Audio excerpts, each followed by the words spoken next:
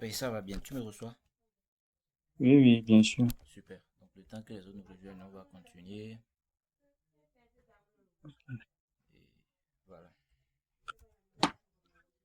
Alors, concernant l'installation de ton environnement de travail et la mise en ligne du projet sur GitHub, tu as pu avancer. Oui, bon, j'ai choisi le projet de e-commerce là. Ok, Pour l'instant, j'ai déjà quitté le projet aussi.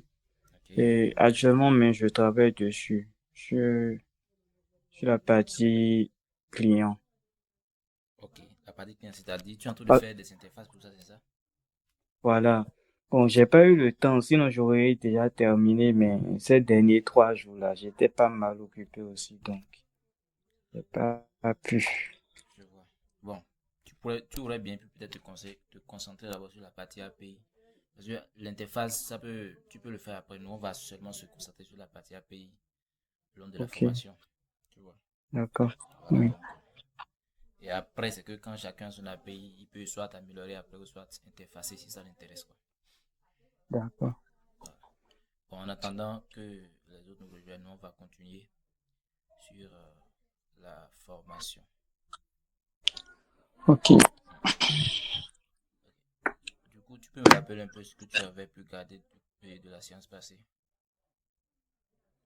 La séance passée, là, c'était il y a longtemps, hein. Bien sûr. Mais néanmoins. C'était c'était il y a très très longtemps. Bon, néanmoins, ce que j'ai gardé, ça concernait, bon, les avantages des API Ok. et tout. Bon, j'ai aussi pas mal oublié, hein. Je vais Bon, pas te mentir. il faut dire que la fois dernière, on a fait pas mal de théories. On a, de façon Oui. simple, c'est quoi une API? Et puis, moi, j'avais pas aussi une connexion stable pour suivre déjà les premières fois où vous avez commencé la création de l'API test. J'ai pas suivi. Dans les vidéos que tu as envoyées, j'ai pas vu cette partie aussi dans la vidéo. Oui, en vrai, il y a l'enregistrement parce que l'enregistrement aussi consomme en ressources, quoi. Donc, faire en même temps le Oui. partage d'écran, l'enregistrement, ça prend un peu plus de ressources. J'étais obligé d'arrêter d'abord ça Ok. pour pouvoir, pour qu'on ait la suite de la formation qui se passe bien, quoi. Oui, je comprends. Donc, c'est un peu ça. Et dans cette partie, j'ai pas du tout Ok. suivi. C'est pas, Pas du tout suivi. c'est pas grave, c'est pas assez grave. En tout cas, avec ce qu'on va, ça n'a pas été, c'était pas grand chose, mais avec ce qu'on va faire aujourd'hui, je crois que on va un peu prendre en compte et tout ce qu'on avait eu à voir à la fin d'année, quoi. Mais c'est pas grand chose en vrai. D'accord. Ok, super. Du coup, je vais partager mon écran. Ok. 12.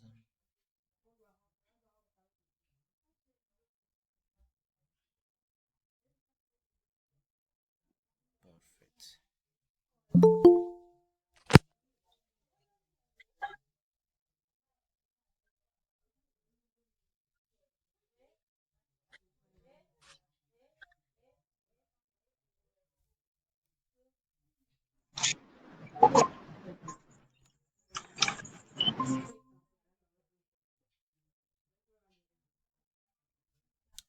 Super, vous avez mon écran?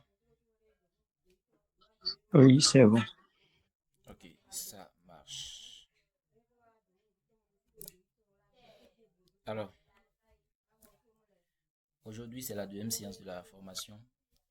Et nous Oui. allons, après avoir fait pas mal de théories, parler un peu des API, parler de la Ravel et voir à quoi ça servait. Nous allons aujourd'hui entrer un peu plus en profondeur par rapport au sujet et toucher un peu au code. Alors, j'espère que chacun a pu déjà choisir son projet, mettre le projet sur GitHub et avoir son environnement de travail déjà prêt, quoi. C'est bon, Paco?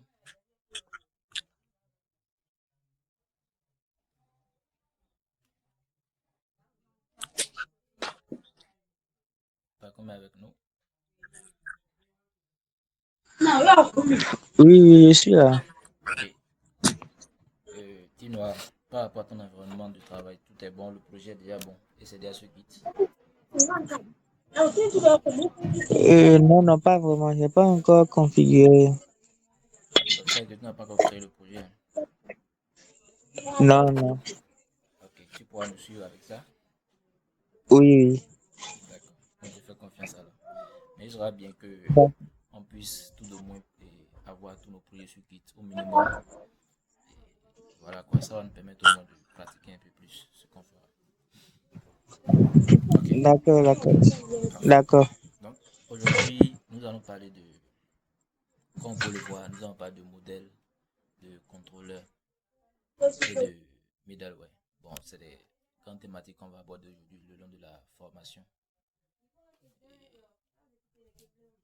Sans plus tarder, on va se lancer.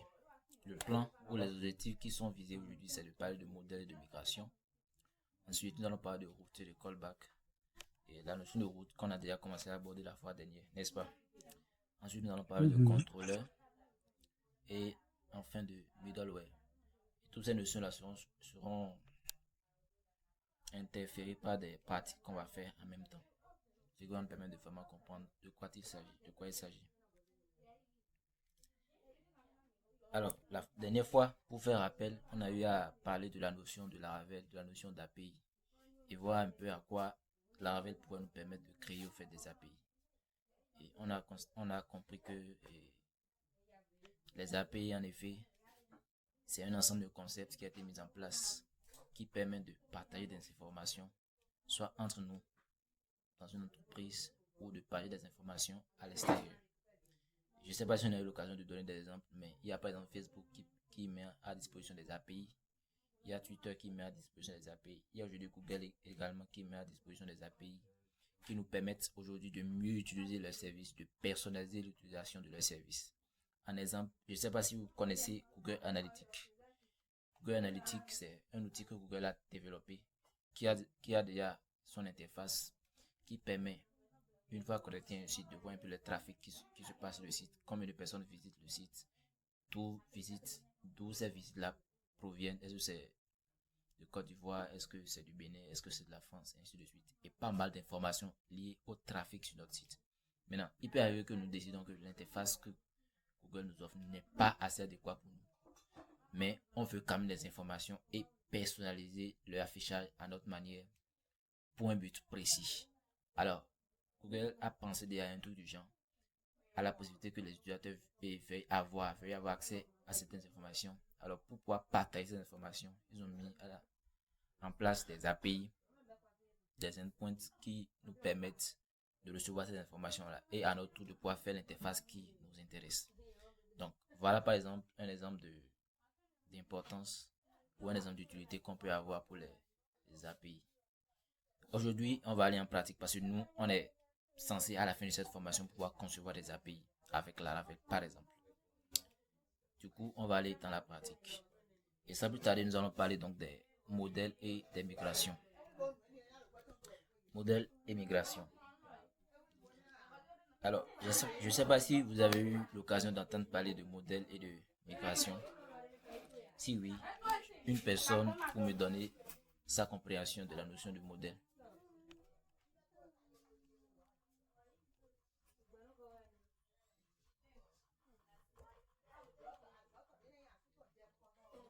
Un volontaire.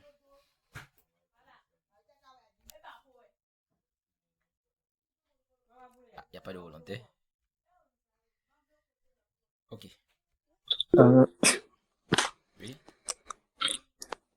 bon, dans les modèles, ça permet de définir euh, les relations entre la base de données et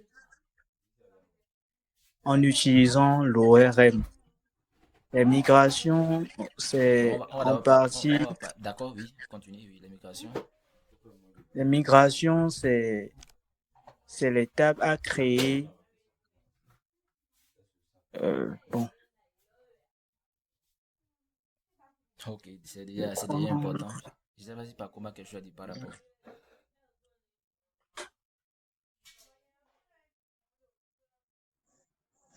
Et ce que moi j'ai à dire, c'est que bon, un modèle c'est une entité, Ok, c'est-à-dire euh, un objet concret ou abstrait du monde réel qui possède un ensemble de propriétés. ok, super. Une migration.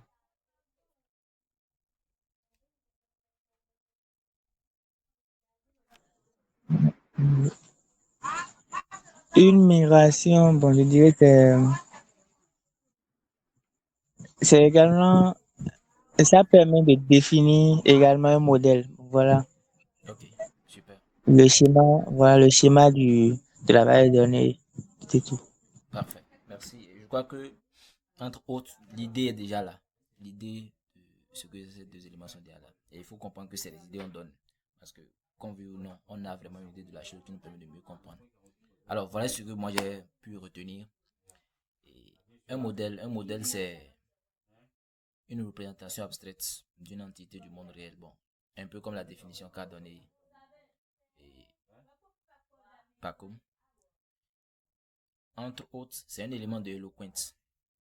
Eloquent, c'est une ORM qui nous permet, au fait, au niveau de notre application, d'avoir des correspondances des éléments dans notre base de données. Donc, quand je dis les correspondants, par exemple, si dans notre base de données, on a une table qui contient des posts, on aura dans notre application un modèle qui va s'appeler post, qui en quelque sorte va représenter le format des posts qui sont dans la base de données côté application. Donc c'est comme si le modèle c'est un représentant d'une entité dans l'application. Il permet à l'application de mieux communiquer avec les éléments dans la base de données. Et pour créer un modèle dans la base, c'est très simple. On utilise la commande suivante, PHP artisan, make modèle, et on donne le nom du modèle. Vraiment très simple. Du coup, il y a des conventions dans la Laravel et les conventions, c'est les noms, en fait, qui il est recommandé de donner pour que la Laravel puisse mieux nous offrir ces fonctionnalités. Donc, avant de créer, il faut s'assurer que le nom qu'on veut utiliser.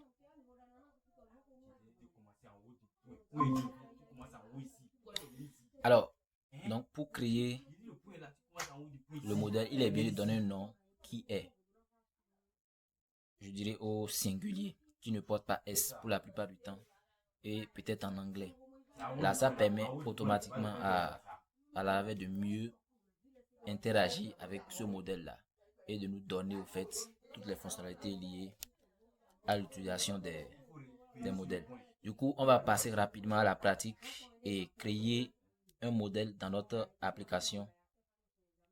Moi, dans mon application, je veux faire un blog et pour créer ce blog-là, j'ai eu l'occasion de penser un peu la structure de ma base de données, sur quoi je vais me baser pour évoluer. La structure que j'ai pensée n'est pas vraiment une structure qui est limitée dans le temps, bien qui est fixe. C'est une structure qui peut avancer. Et pour faire ce genre de choses, on a beaucoup d'éléments qui existent qui peuvent nous permettre de le faire. Je vais vous partager par exemple ce que moi j'ai eu à faire et avec quoi je l'ai fait.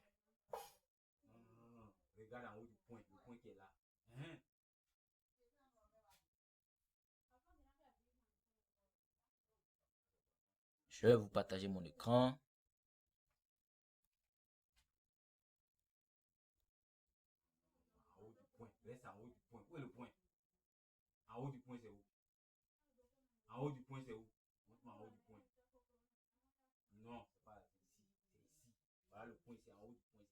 C'est bon, vous l'avez?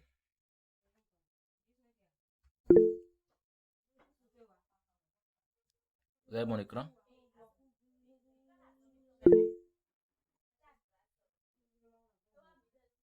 Parfait. Bon, pour les réponses, vous pouvez écrire les messages, vous voulez mettre des messages dans la discussion et là je vais suivre avec vous rapidement quand vous répondez. Donc, moi pour mon système de post, pour mon système de blog, un blog c'est quoi? Déjà, il faut déjà que je sache ce que je veux faire avant de pouvoir bien définir les choses. Un blog, c'est un site web où on vient publier des articles, c'est-à-dire des informations avec des titres, une description et peut-être des images pour expliquer quelque chose, mais pour passer une connaissance. Donc, de façon simple, c'est un blog. Chacun vient publier son article. Et un exemple de blog pour ceux qui connaissent Laravel News, c'est un blog où Laravel publie beaucoup d'informations liées à Laravel. Il y a il y a aussi Wikipédia par exemple c'est un gros blog, si je peux me permettre de le dire, où on a accès à pas mal d'informations. Alors, pour le cas de la formation, j'ai décidé de partir sur une application blog. Et pour ce faire, on aura dans le système des utilisateurs qui pourront créer des articles que j'ai appelés posts. Des utilisateurs qui pourront commenter, apporter des commentaires à ces posts-là. Et les posts qu'on aura seront classifiés par catégorie. Donc, de façon simple, voilà un peu la structure de ma base de données. Et j'ai utilisé l'outil qu'on appelle DrawSQL qui permet de créer ces genres de modélisation là, de façon visuelle pour qu'on ait quelque chose à partager, quelque chose à présenter. Il y a beaucoup d'éléments beaucoup d'applications qui permettent de le faire. On a le C-Chart, ainsi de suite, qui nous permet de créer ces genres de visuels. Très intéressant quand même. Alors, donc sur ce, moi je vais partir sur ça et créer par exemple un modèle dans mon application. Quand on crée une application de Laravel de base, on a des informations intéressantes dedans. Vous voyez mon éditeur de test.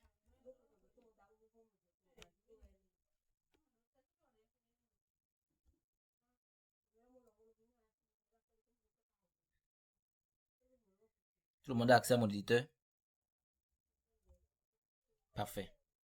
Du coup, comme on a eu à le voir dans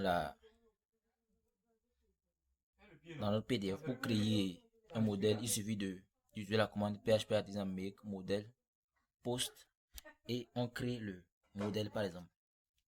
Du coup, pour faire un test ici, je vais faire utiliser la commande php artisan make le point modèle et je donne le nom de mon modèle. Moi par exemple, je vais utiliser la commande test pour faire juste un test. Pour faire un test, et lorsque j'entre, elle voit le message modèle bien créé et notre modèle est créé. Pour le retrouver, il faut aller dans le dossier app modèle et nous avons la liste de nos modèles qui sont là. Donc nous avons le modèle test qui est là. C'est une classe PHP avec les outils d'Eloquent qui sont rajoutés ou bien les fonctionnalités d'Eloquent qui sont rajoutées. Donc c'est tout simplement un modèle.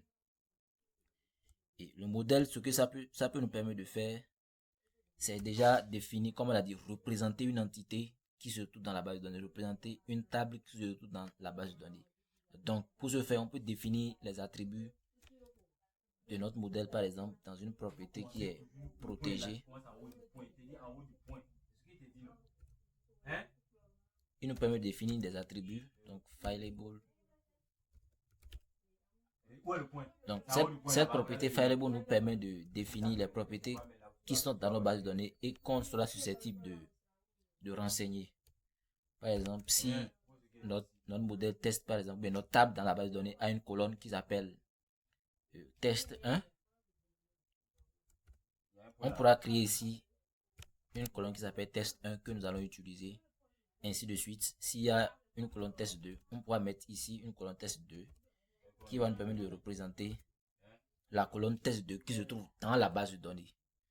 Et après, l'utilité, c'est qu'on pourra faire des requêtes en passant par ce modèle-là. Donc, dans l'application, on est plus à l'aise de communiquer avec le modèle que de directement communiquer avec la base de données. Et après ça, il y a les migrations. Les migrations, quant à eux, ils sont plus orientés côté base de données.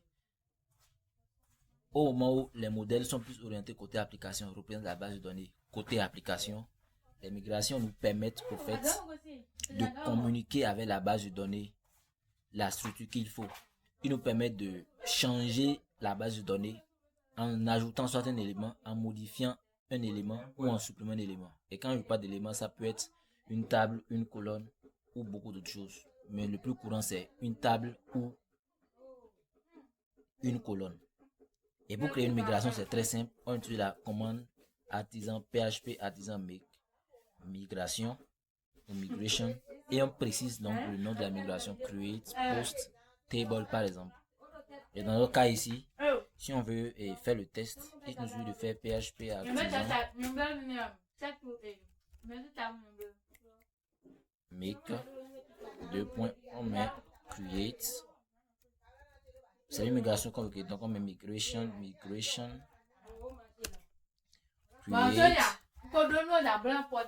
post, table. Alors je parlais des conventions, ça revient encore ici. Vous allez remarquer que le modèle ici est au singulier. Mais la table, quand elle n'est pas au singulier, la table est au pluriel. La table étant dit au pluriel permet au fait la Laravel de reconnaître correctement cette table et d'optimiser l'utilisation qu'on aura à faire des fonctionnalités que nous fournissent les migrations. Donc, les conventions de Laravel, il y en a plein. Il suffit de suivre tout ce qui est dit dans la documentation et on pourra s'en sortir. Tout ce que je dis là, ça se trouve dans la documentation et vous pouvez facilement vous renseigner par rapport et voir. Donc, il y a la documentation qui est disponible que vous pourrez fouiller et voir un peu plus par rapport à tout ce qui est dit.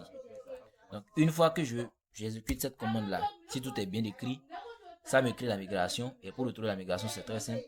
Je vais dans mon dossier table et database, migration. Et là, j'ai la liste de mes migrations. Il y a des migrations de base qui sont déjà créées. Utilisateur, mot de passe, ainsi de suite. Et voilà moi ma nouvelle migration qui est là. Qui est une classe PHP, toujours. Et qui nous permet d'utiliser deux fonctions, la fonction up et la fonction download. Dans la fonction up, la plupart du temps, c'est là où on travaille et on spécifie les différentes colonnes qu'on aura à utiliser. Donc, dans la même idée où on a eu à ajouter des colonnes dans le modèle, on peut ici aussi spécifier des colonnes qui seront cette fois-ci ajoutées dans la base de données. Donc, on peut par exemple dire qu'on a une colonne qui est un string. Donc, on pose d'abord le type. Ensuite, le nom. Donc, test 1. Et ce qui va se passer, c'est que quand nous allons exécuter cette migration-là, cette migration va créer une table dans la base de données qui s'appelle test. Et cette table aura une colonne test 1. Et c'est pas la seule utilité de la migration, comme vous aurez pu le constater. Il permet aussi de mettre à jour une table existante, de supprimer une table existante dans la base de données. Donc, c'est des trucs qui peuvent arriver au fil du temps lorsque nous aurons des choses à faire. Donc voilà un peu ce qu'on peut retenir lié au modèle et aux migrations. Un dernier truc, c'est qu'on a la possibilité avec nos commandes artisans de créer à la fois un modèle et la migration qui lui est associée. Ce qui nous permet de gagner en temps aussi lorsqu'on est en train de construire notre application. En utilisant cette fois-ci la commande PHP artisan make modèle post, mais en présent ce qu'on peut appeler un flag. Un flag ou peut-être un paramètre, soit -migration, soit -m. Ce qui va nous permettre à la fois de créer en même temps la migration et le modèle qui lui est associé. Donc c'est ce que nous allons faire. Puisque nous sommes en train de créer un blog ici, nous allons directement aller créer notre migration. On va supprimer le test qu'on a eu à faire et nous allons utiliser la commande qu'on vient de voir pour créer ce qui nous intéresse. Donc on fait PHP artisan make modèle post-m ou -migration. Donc on va utiliser -m, moi je le préfère plus parce que c'est plus court évidemment. Donc lorsque j'exécute la commande, vous allez voir qu'il y a deux messages qui m'est parvenu. Il y a le modèle qui a été créé et il y a aussi la migration qui a été créée. Et je peux le constater ici. Dans modèle, on a notre modèle post et dans migration, on a notre migration post. Donc, ce qui va se passer, c'est que selon ce que moi j'avais déjà prévu, je vais maintenant renseigner les informations qui sont nécessaires. Donc, ici, vous allez constater avec moi, si vous voyez un peu, que au niveau de ma table, j'ai prévu avoir un titre, un contenu, une image, si possible, l'ID de l'auteur et l'ID de la catégorie à laquelle appartient ce poste-là. Donc, je vais venir d'abord dans la migration. Et dans la migration, je vais créer une première colonne. Pour créer la colonne, il faut préciser la variable table qui n'est autre que un blueprint qui contient toutes les informations que nous avons ici, la ID, timestamp, ainsi de suite.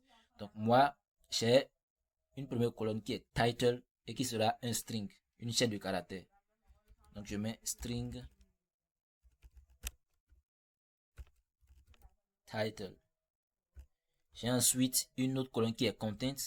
Content serait un peu plus conséquent que title. Il y aura beaucoup d'éléments dedans, beaucoup de caractères. Donc, au lieu d'utiliser peut-être un string, je pourrais bien me permettre d'utiliser un string, mais ça sera un peu plus petit. Donc, je vais utiliser une autre méthode que MOF et l'immigration ici, par Blueprint, c'est long test. Donc, long test me donne un string, mais avec plus de caractères. Donc, je vais mettre content.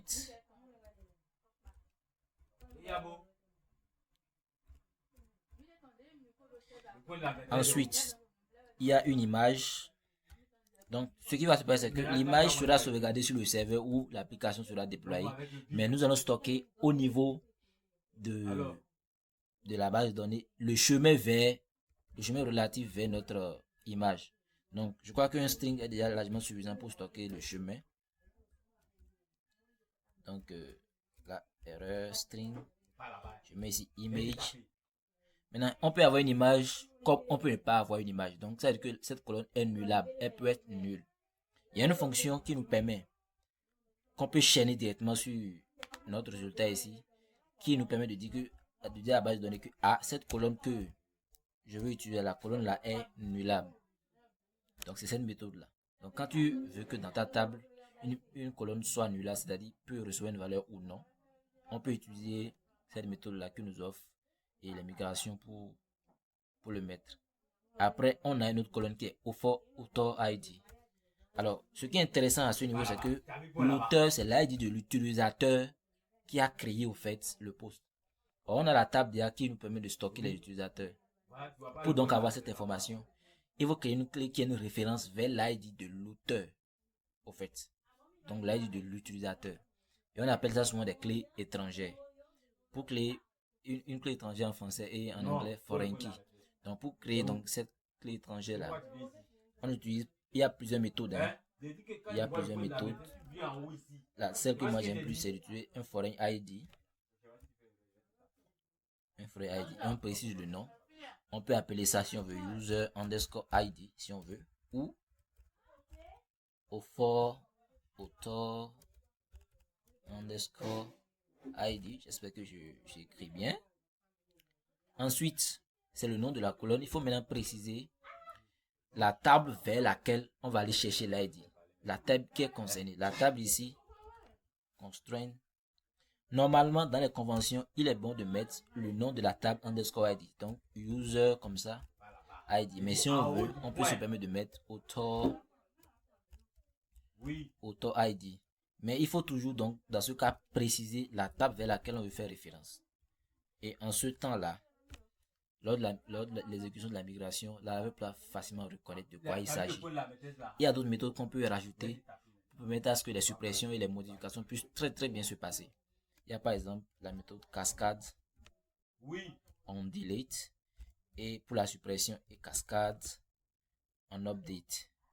Ne vous inquiétez pas, c'est des choses que au fur et à mesure vous allez comprendre. Et c'est la même chose qui sera faite donc pour la catégorie. Notifiez ici que la table catégorie n'existe pas encore. C'est un truc très très intéressant.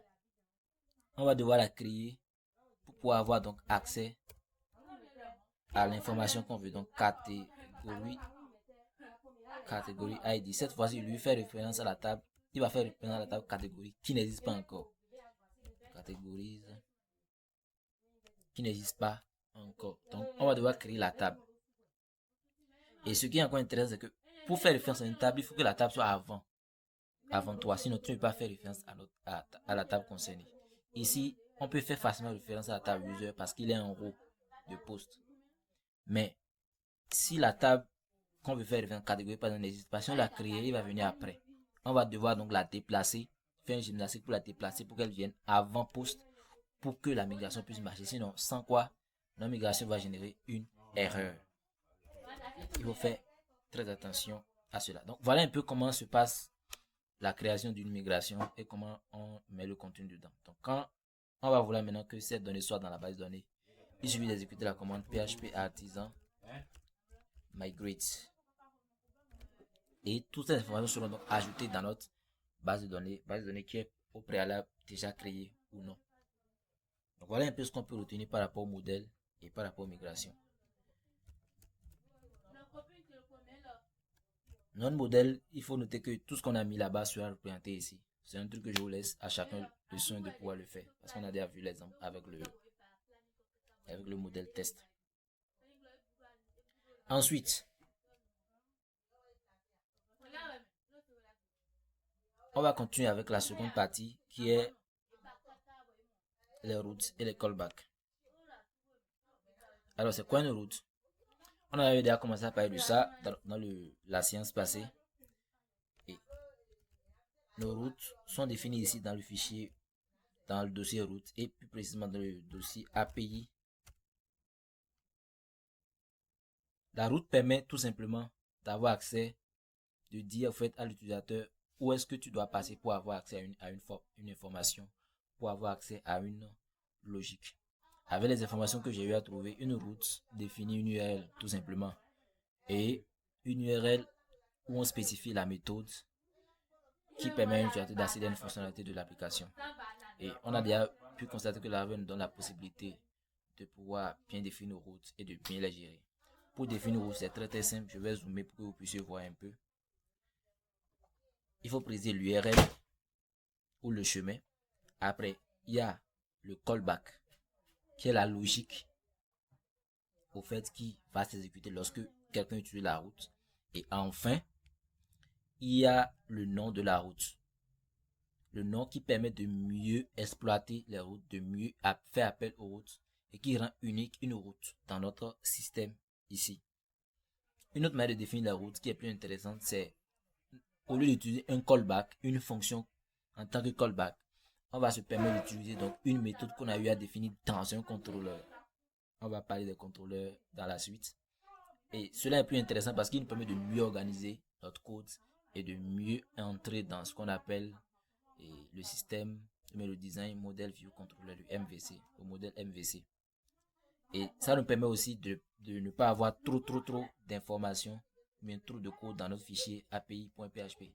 Parce que imaginez ça, c'est juste pour une route test, une petite route. Imaginez qu'on doit écrire plusieurs routes dans notre fichier ici et les aller comme ça. Ça va devenir un peu plus embrouillé et pas très intéressant à maintenir. Donc, au lieu de faire un truc du genre et de définir un callback directement, on va aller chercher un contrôleur qui va s'appeler test controller de point classe et nous allons préciser la méthode qui sera utilisée. Et c'est dans la méthode qu'on va définir donc la logique qu'on veut. Mon contrôleur test contrôle n'existe pas encore, c'est pourquoi vous avez l'erreur. Il va falloir normalement que je l'importe pour qu'il puisse marcher. Alors pour aller dans le vif de notre travail, on va définir une route qui va nous permettre de retourner les posts. Donc on va faire route de point get qui va retourner la liste de nos posts et qui sera relié à notre contrôleur post contrôleur. Donc ce qui signifie quoi? Ce qui signifie que quand on va contacter la route post, c'est la méthode, par exemple je vais nommer la méthode index. C'est cette méthode là qui va nous permettre de récupérer la liste de nos posts. Et je vais donner un nom à cette route là. Je vais appeler ça post.index.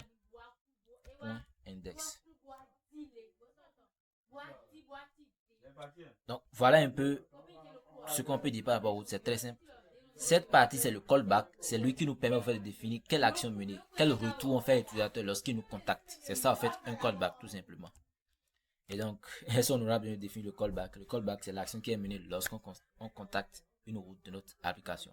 Alors, c'est une notion très importante parce que c'est là que se travaille toute notre application ou bien toute la logique, le début de la logique de notre application ou de notre API. Et c'est là on va définir quelles sont les routes par lesquelles on va partager les informations avec les serveurs, avec les autres développeurs, avec toutes ces autres personnes-là qui vont contacter nos API. Alors, on a donc vu comment on peut se permettre de définir une route en utilisant un contrôleur, ce qui est un peu plus intéressant. Alors, nous allons voir maintenant c'est quoi un contrôleur. C'est quoi un contrôleur? Alors, vous allez bien le constater, comme le dessin l'explique. Un contrôleur, c'est un peu comme un chef d'orchestre. C'est vraiment un peu comme un chef d'orchestre. C'est lui qui s'occupe donc de faire le travail, de gérer la fonctionnalité, de gérer la logique lorsqu'une route est contactée. Alors, comme définition simple, un contrôleur, c'est une classe PHP. Il est bien de le rappeler, c'est une classe comme toute autre. Donc, pour le définir, celui de dit classe, de préciser le nom du contrôleur. C'est une classe PHP dans la veille qui regroupe les actions métiers liées à une fonctionnalité spécifique de l'application. Donc, les actions, ce n'est rien d'autre que les méthodes au fait en question. Index, par exemple, ici, dans notre cas, index, c'est une action qui sera utilisée pour faire quelque chose, pour répondre à l'utilisateur d'une manière ou d'une autre. Pour créer un contrôleur, c'est très simple. Il suffit d'utiliser la commande artisan php artisan make contrôleur et on précise le nom de notre contrôleur. Alors, ici dans notre application, on a le contrôleur post contrôleur qu'on veut utiliser. On va donc le créer. php artisan make le point contrôleur et on précise le nom post contrôleur. Si on veut que ça soit dans un dossier, il suffit de préciser le nom du dossier avant. On fait post slash post. Donc ça va d'abord aller créer. Ça va d'abord aller créer dans HTTP contrôleur un dossier post et ensuite loger notre contrôleur là-dedans. Mais on n'en a pas besoin ici. Donc ce qu'on va faire, on va juste supprimer ça et on va créer notre contrôleur. Notre contrôleur est bien créé. On a donc ici accès au contrôleur. C'est une classe qu'on a bien pu le constater. Et on va définir rapidement notre action ou notre méthode qui est index. C'est une fonction, ne l'oublions pas.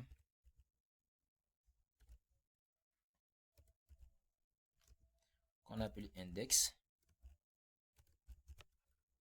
Qui va donc retourner un résultat. Qui va retourner par exemple index.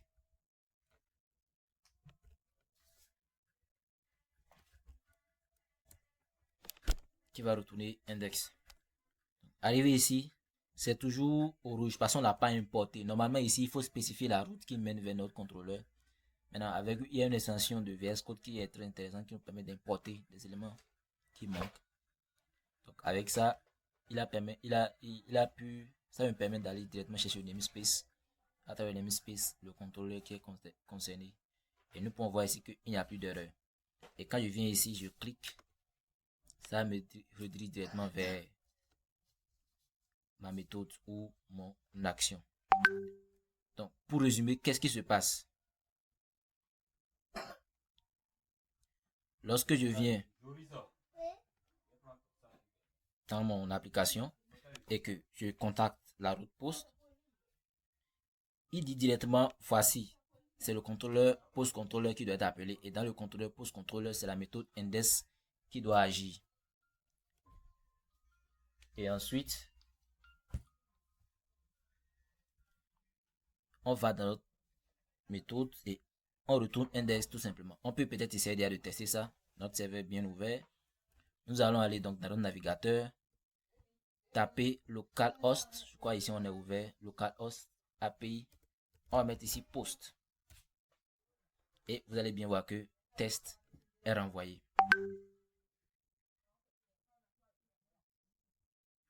Vous allez bien voir que test est renvoyé. Alors, ce qui est intéressant maintenant, c'est que ici, on a la liberté de définir correctement notre logique. On peut définir par exemple une variable qui est liste des posts, qui contient un tableau très simple, hein, très simple. Titre par exemple.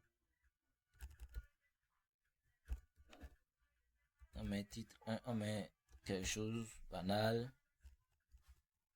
Je mets ici par exemple content. Je mets un truc banal. Je ferme ça. Et je dis donc que ce que je veux retourner maintenant, c'est plutôt... La réponse que je veux retourner, c'est...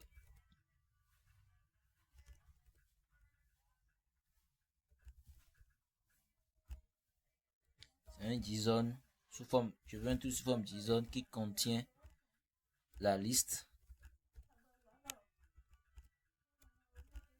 post. Voilà. Et on écrit cette logique. Lorsque je recharge ici, voilà, vous allez voir que ça a bien retourné mon tableau. Je peux juste dupliquer tout ce qu'il y a là.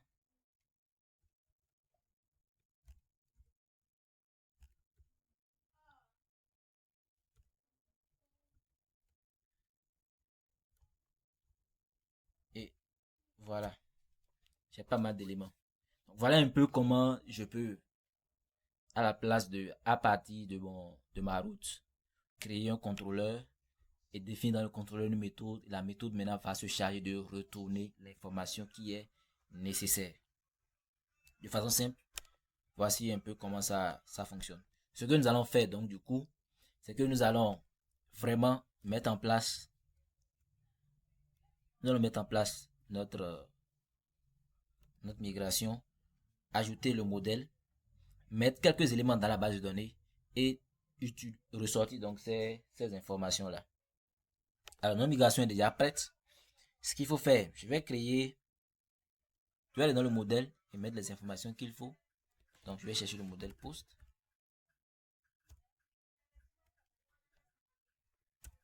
Alors, dans le modèle post, il y a des données qui sont importantes.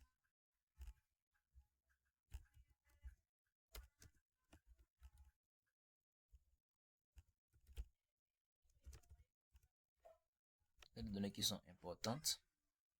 Alors, pour se servir d'exemple, c'est très simple. Il y a un modèle qui a déjà défini, le modèle user, où ils ont essayé de mettre quand même des informations de base. Et ça peut vous dire, vous aider pour voir, pour quelqu'un qui veut commencer, comment est-ce qu'on écrit chaque chose, au lieu d'abord d'aller dans la documentation. Donc ici, on a un titre. Après, on a un contenu. Ce que je fais, c'est vraiment intrinsèque aux informations qui sont ici. Donc, il y a titre, contenu, image.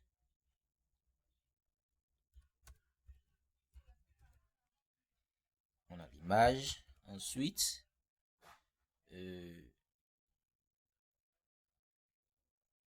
on a le titre, on a le contenu, on a l'image, on a l'ID de l'auteur. Donc, on met auteur ID.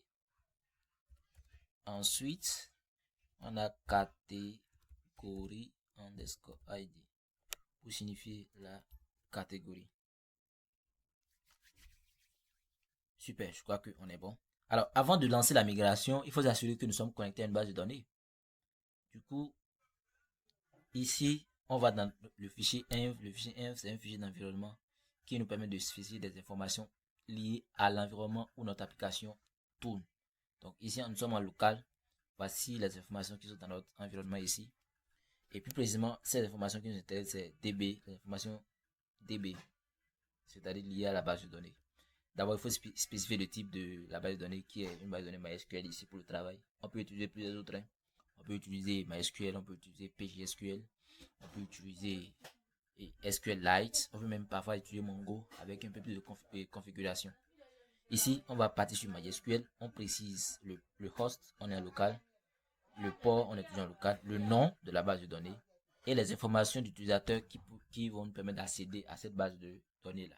Pour ceux qui sont Windows, vous allez voir qu'avec WAMP ou bien l'Aragon peut-être, on a root et le mot de passe est vide. Ici, moi j'ai eu à configurer déjà toutes ces informations qui sont là dans le fichier. Donc, vous allez faire de même. Et une fois ici, vous allez exécuter la commande php artisan migrate. Alors, il est dit ici qu'il y a... Ouais, j'ai mal tapé. Pour artisan, j'ai mis artisan. Ça arrive. Je crois que je suis bon. Alors, ça, il dit que la base de données bloc formation n'existe pas. Il faut dire que c'est une nouvelle fonctionnalité de Laravel 10. Il y a que quand on n'a pas encore de la base de données et que tu veux exécuter la migration, il te permet de voir. Lui, il examine déjà, il voit que la base de données n'existe pas, il te donne l'information. Et il te permet de dire si tu veux la créer en même temps. Si tu appuies sur Yes, il te crée. Si tu appuies sur No, il ne te crée pas ça. Dans les autres versions de Laravel, je crois à partir peut-être de la version 8, la version 7 antérieure, on n'avait pas cette possibilité. Quand tu exécutes et que la base de données n'existe pas, il te dit, mon frère, la base de données n'existe pas. Va créer cette base de données. Donc du coup, ici, on va profiter de la fonctionnalité, bien sûr. On appuie sur Yes. Et paf. Il a commencé à créer. Mais on a eu une très jolie erreur. Et c'est ce que je disais. C'est lié à la table catégorie qui n'existe pas, mais qu'on essaie d'utiliser. Donc, ce que nous allons faire, c'est très simple. On va aller dans la migration qui est concernée. On va juste commenter d'abord notre colonne parce que pour le moment, pour ce qu'on veut faire, on n'aura pas vraiment besoin de ça. Et nous allons réexécuter notre migration. Alors, il a dit que la table existe déjà. Alors, MySQL et les migrations nous permettent de faire un truc intéressant. Quand on veut refaire totalement toute la suite de la base de données, on peut se permettre de faire un fresh, d'utiliser une variable fresh ou bien un argument fresh qui lui dit supprime toutes les tables et recrée-les, si je ne me trompe pas. Et quand on exécute ça, vous allez voir, paf, tout passe bien. Donc, cette fois-ci, il a d'abord supprimé la table avant de recommencer à exécuter la migration. Ce qui fait qu'il ne retrouve plus la table post. Du coup, notre table existe et nous pouvons bien le vérifier ici en nous connectant à notre client PHP qui est PHP et notre client MySQL qui est PHP MyAdmin chez moi ici. Il y a admin, il y a beaucoup de clients qui existent qui peuvent nous permettre de faire ça. Il y a DB Viewer, des trucs du genre, bon, il y en a plein. Alors voilà, on a notre table ici qui s'appelle blog formation. Il est tout juste en haut là. Donc, quand on entre, vous allez voir qu'il y a la table fail job, migration, password reset token, password access token, post et user. Nous, c'est post on a créé. Tout le reste existait déjà par Laravel, par défaut. Et quand vous allez entrer au niveau de la table, il n'y a pas d'éléments. Mais on peut voir la structure de la table qui est bien constituée d'un ID, d'un titre, d'un contenu, d'une image, de l'ID de l'auteur et du timestamp. Le timestamp, c'est quoi? C'est deux informations très intéressantes qui nous permettent de savoir quand est-ce qu'un élément a été créé et quand est-ce qu'un élément a été mis à jour. Il y a un troisième élément qui n'est pas par défaut là, mais qu'on peut ajouter nous-mêmes manuellement. C'est le deleted at qui nous permet de savoir quand est-ce qu'un élément a été supprimé et de faire quelque chose qu'on appelle le soft delete. Bon, on peut le voir après. Donc, voilà un peu. On a notre migration qui est créée.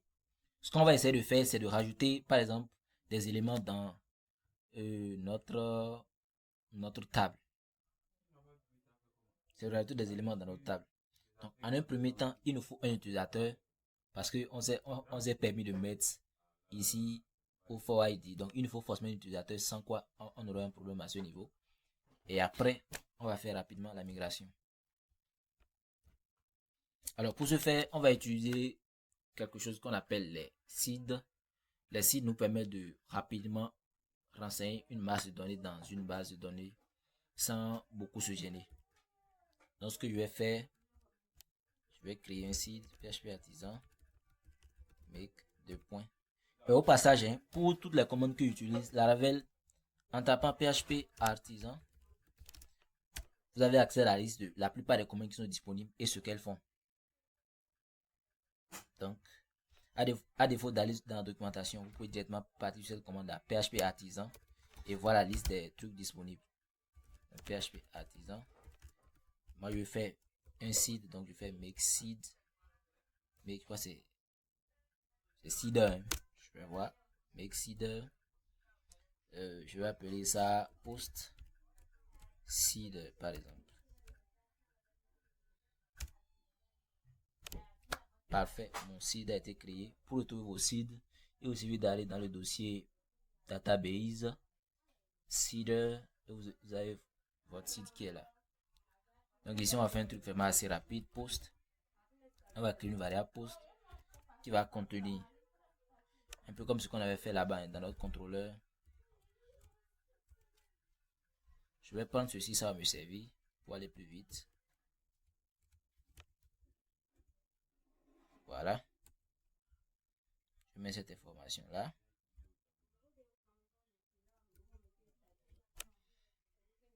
Donc je mets ici par exemple title, je ne mets rien. Ici je mets content, je mets n'importe quoi. C'est juste pour le test. Je mets n'importe quoi. Et ce que je vais faire, c'est que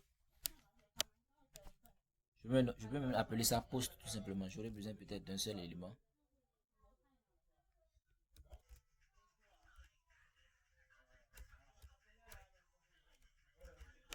Donc je vais utiliser la fameuse boucle for que nous connaissons depuis.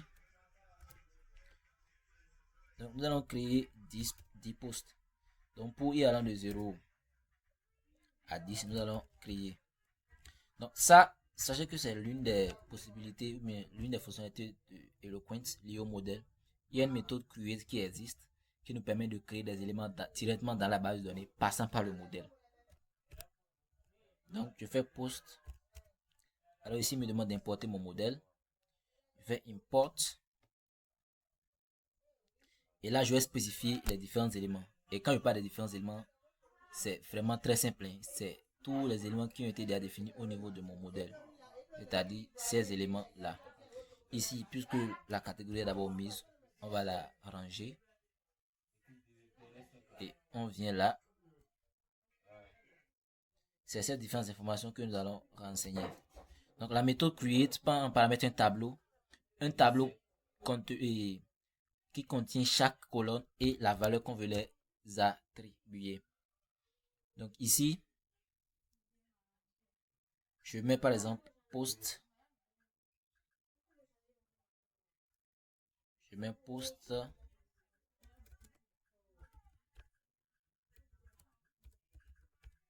Post, crochet, j'ai besoin de titre. Donc title. Bon, pour faire la différence, je vais concaténer ça avec l'ID actuel, l'index actuel de ma boucle. Pour différencier, je fais de même pour mon contenu.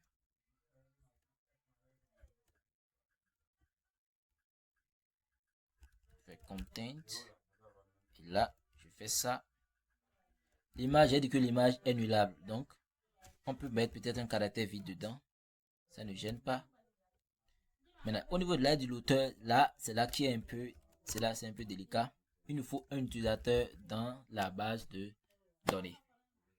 Alors, on a le choix. On peut aller directement dans la base de données pour le rajouter, histoire de passer rapidement le temps.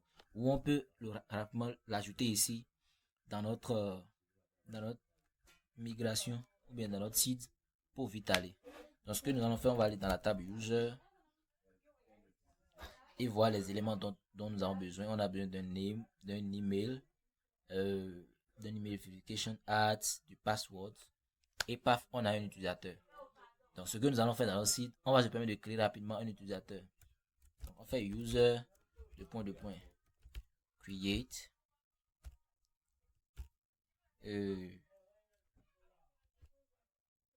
import pour importer le modèle concerné. On spécifie les informations qui nous intéressent. On a vu qu'il y avait l'email. Je crois l'ordre import peu par rapport à la spécification des colonnes. L'ordre import peu. On va appeler peut-être, on va l'appeler admin @blog.com.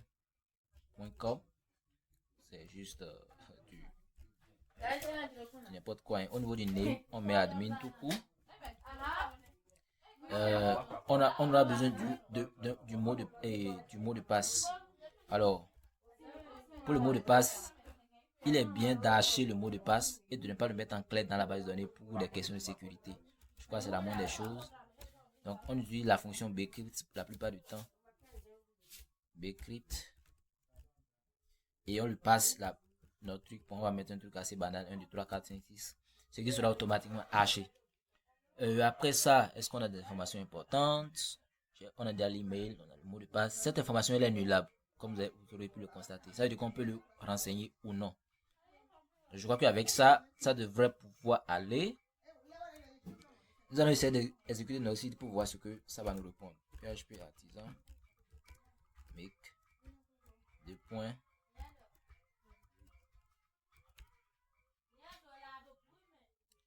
Non, c'est, je crois c'est db de point site. Voilà, si je me rappelle bien. Alors, bon, ça nous dit que notre site est exécuté. Mais j'ai oublié quelque chose. J'ai oublié d'appeler le site là où notre application arrive à accéder au site. Donc c'est ici. Vous allez voir que ce que j'ai exécuté, ça va rien faire au fait. On n'aura rien dans la table post. Parce que en effet, j'ai pas placé le site où il le faut, donc c'est vide. Je crois que ce qu'il faut faire, c'est venir ici, utiliser une méthode qui s'appelle call, qui nous permet de récupérer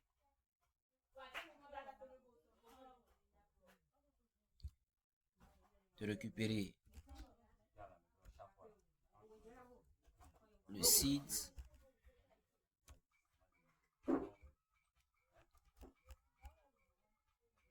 Je crois que là c'est bon. Donc si je reviens là, j'exécutais, je vais voir ce que ça va dire. Erreur. Parfait. Alors il est dit ici qu'on essaie de concaténer un string et un entier, et c'est normal.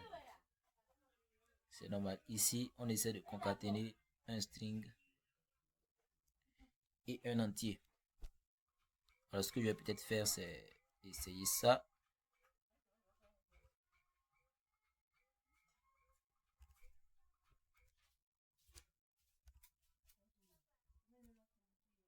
Alors testons pour voir.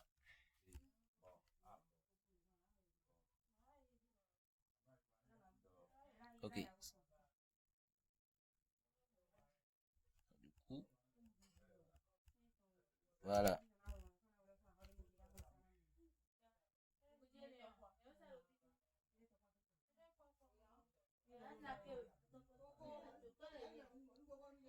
C'est un point au lieu d'un plus. Voilà.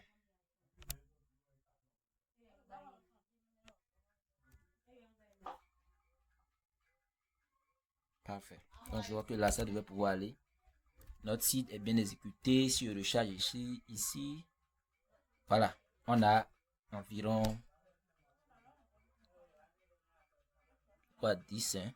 Voilà, 10 posts dans notre base de données. Et on a aussi un utilisateur dans la base de données. Voilà un peu. Ce que nous allons faire donc, le dernier ici, c'est de récupérer ces informations à travers notre API et les rendre disponibles et voir comment avec Postman on peut bien visualiser le résultat de notre API. Alors ce que je vais faire maintenant ici, au lieu de retourner dans le contrôleur un tableau aléatoire qui est géré, moi je vais récupérer directement les éléments dans la base de données. Alors pour le faire normalement, il faut normalement communiquer avec la base de données. Et la communication avec la base de données se fait à travers un langage qui est le SQL. Alors, un ORM, c'est quelqu'un qui fait un peu abstraction de tout ce qui est requête SQL et qui nous fournit des méthodes assez simples pour récupérer nos informations. Et dans l'ORM qui est utilisé, vous aurez pu bien le connaître, c'est Eloquent. Avec Eloquent, on a la possibilité, passant par le modèle, de récupérer directement nos éléments. Et par exemple, il y a la méthode all qui nous permet de récupérer directement les éléments que nous avons dans une table donnée. Sachant que le modèle post est lié intrinsèquement à la table post qui est dans la base de données et qui va donc, ce qui va nous permettre de récupérer directement les éléments qui sont dans la table post et les retourner directement ici. Alors lorsqu'on va dans notre navigateur, si tout va bien et on recharge, vous allez voir qu'on a la liste de nos posts qui sont dans la base de données. Maintenant, vous allez voir que cette visualisation des éléments n'est pas tellement intéressante. Il y a un outil ou des outils qui nous permettent de mieux tester nos API. Ils font office de clients de test et qui sont un peu plus jolis en termes de rendu. Alors pour moi, pour l'occasion, moi j'utilise Postman. Et il y en a plusieurs. Il y a Insomnia qui existe. Il y a même des extensions Chrome qui existent qui peuvent nous permettre de faire des tests d'API automatiquement. Donc, pour ce faire, je vais venir ici. C'est l'outil ça, il s'appelle Postman. Vous pouvez le trouver sur le net et l'installer. Je crois qu'il y en a pour tous les systèmes, si je ne me trompe pas.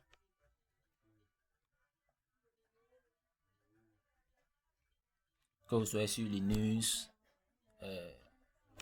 Ubuntu ou bien Ubuntu, Mac ou Windows, vous aurez normalement la possibilité de l'installer. Donc vous pourrez, voilà, c'est valable pour Windows, Mac et Ubuntu. Donc, ce qui permet de faire, c'est vraiment de tester nos API. C'est un peu plus confortable que ce qu'on a dans notre navigateur et ici, là, qui n'est pas quand même assez intéressant à voir. Alors, ce qu'on va faire, on va aller là. Moi, j'ai déjà mon Postman installé. Si vous n'avez pas fait, vous avez des difficultés, vous pouvez cliquer dans le salon, bien le groupe WhatsApp et nous allons un peu nous aider par rapport à ça. Alors, moi, j'ai créé une collection blog qui est liée ici à notre projet, à mon projet en question. J'ai créé une première requête qui est get post par exemple. On peut mieux organiser tout ça, mais juste pour un test, on peut déjà se permettre de faire ça. Alors, ce qu'il faut faire ici, vous allez voir, il a déjà une liste de méthodes parce qu'il sait qu'il fait des requêtes. Donc, il a déjà des méthodes HTTP qui sont listées. Get, post, page, delete, head, option, qui sont la plupart de celles utilisées. Et après, ce qu'il faut faire, c'est qu'il faut spécifier l'URL. Alors ici, je vais venir tout simplement copier, coller. Et vous allez voir, quand je lance,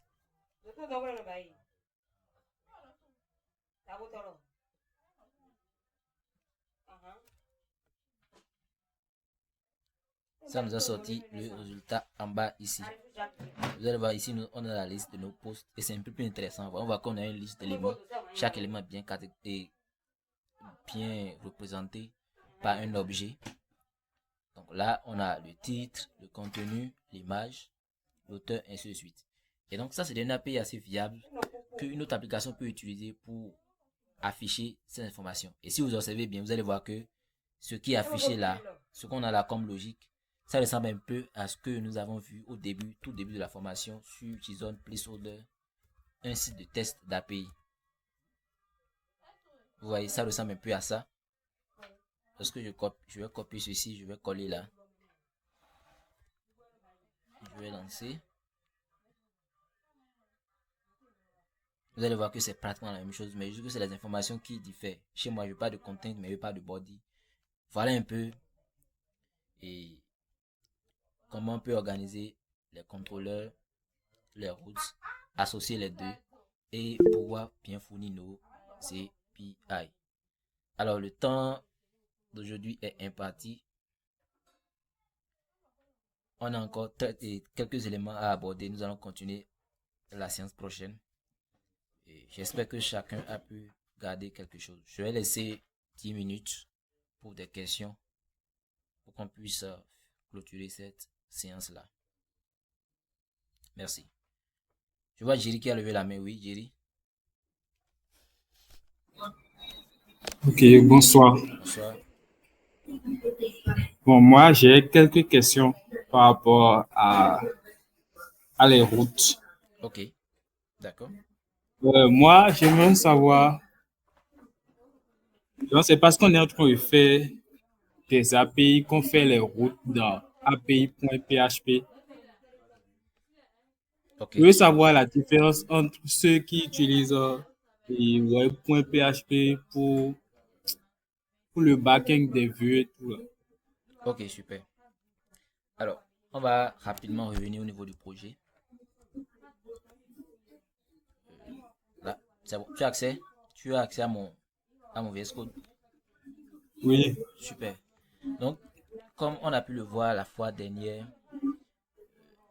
les routes sont un peu classées dans des fichiers web API.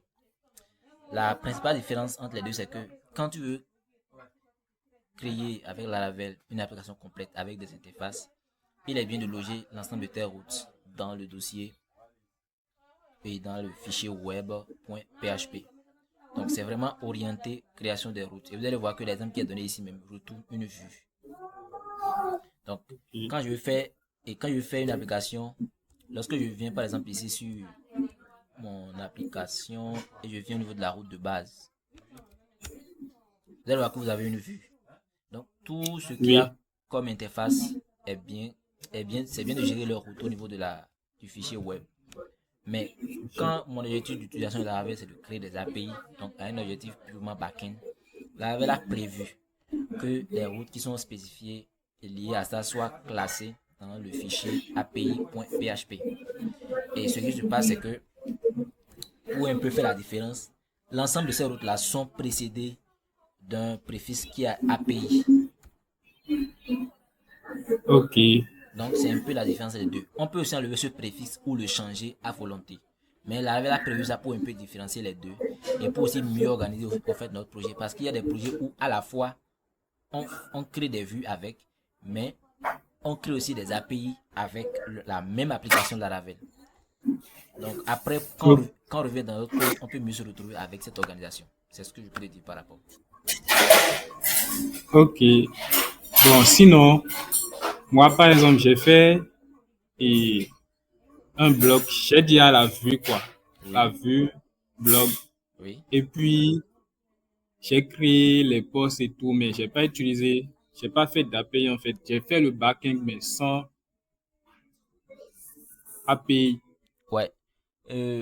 L'idée, je ne sais pas si tu étais là au début, mais l'idée vraiment des API, c'est pas forcément que ton code soit consommé par ta propre application.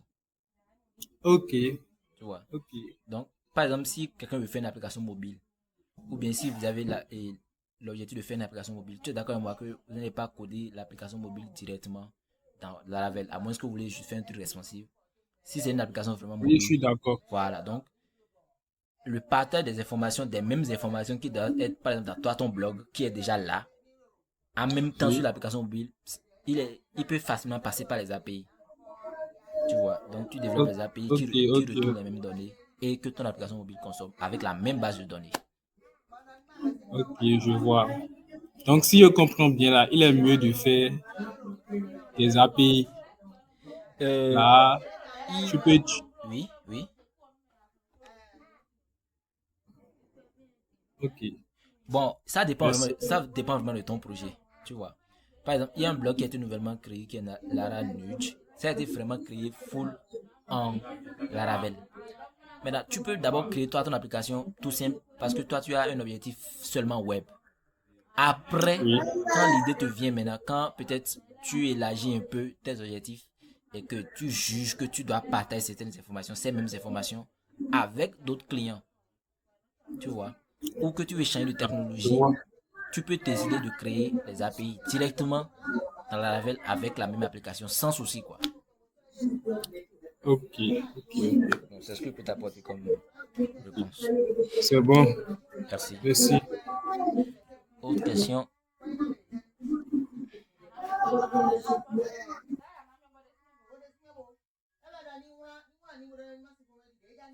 Ah, par combien parties? Si je ne me trompe pas. Il a eu peut-être une urgence.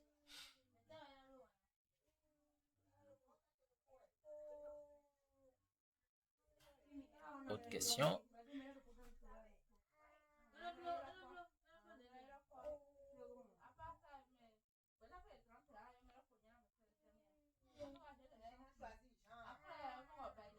Alors, dites-moi un peu par rapport à la manière dont la formation se fait. Ça, c'est une des questions que moi je vous pose. Comment vous trouvez et qu'est-ce que vous trouvez qu'on peut peut-être changer pour que ça soit un peu plus intéressant pour vous, mais que vous puissiez mieux comprendre?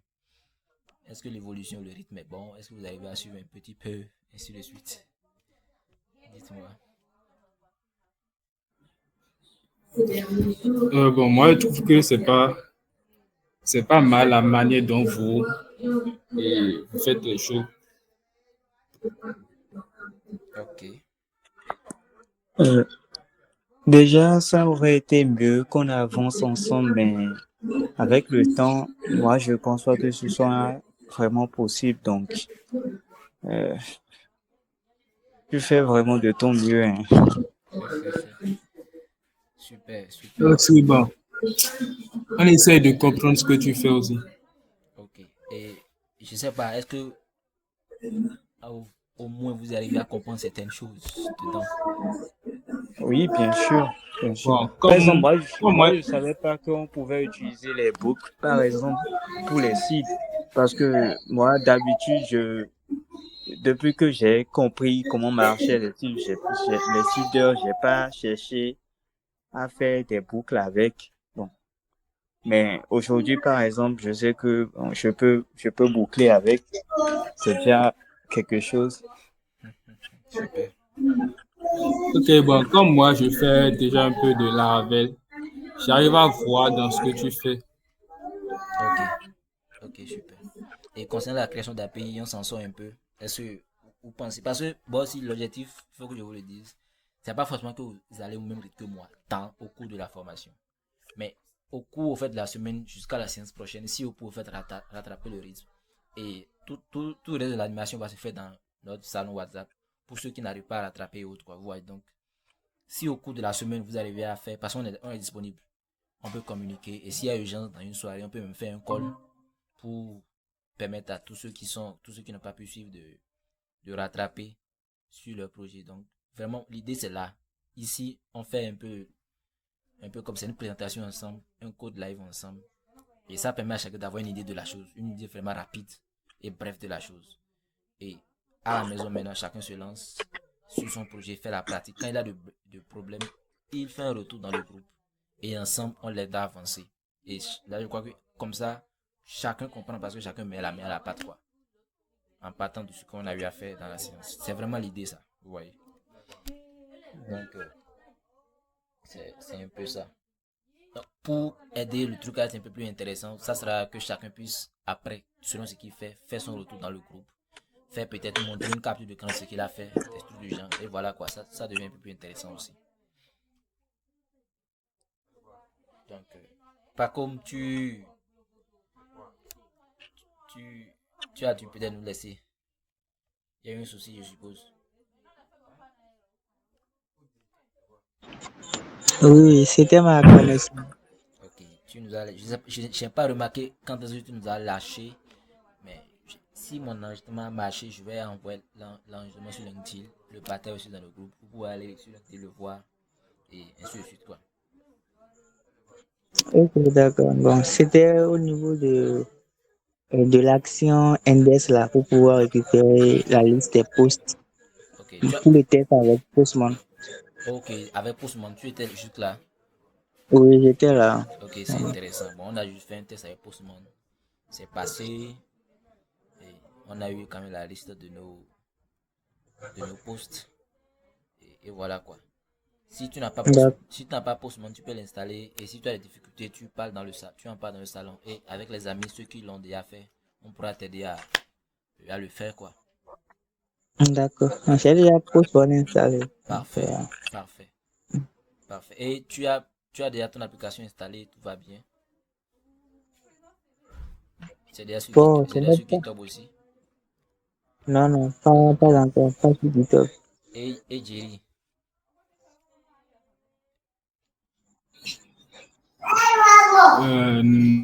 J'ai pas encore Postman installé. Ok. Et l'application est Je vais déjà le sur faire GitHub. demain. Pardon? Pour ton application, tu as déjà fait le choix, c'est déjà sur GitHub. Oui, oui, et, en tout cas, j'ai déjà mis l'autre là sur le projet. Aima. Oui. Ok, c'est super, super, super. Donc, c'est tout pour la séance d'aujourd'hui. Il y a d'autres questions.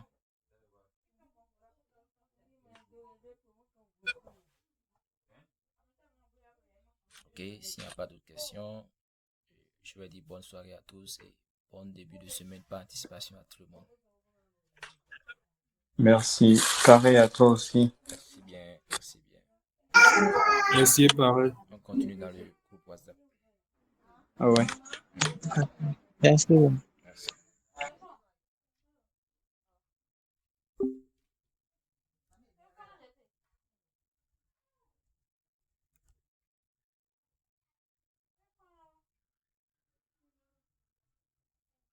Salut gars, c'est comment? Désolé, hein, j'ai dormi toute la soirée. Bon, toute l'après-midi aujourd'hui, j'étais KO quoi. Vous avez pu terminer? Oui, hein, on a fait, mon frère. Je viens même de terminer comme ça. Je crois que bon, ça s'est quand même bien passé. Ça s'est bien passé par la suite.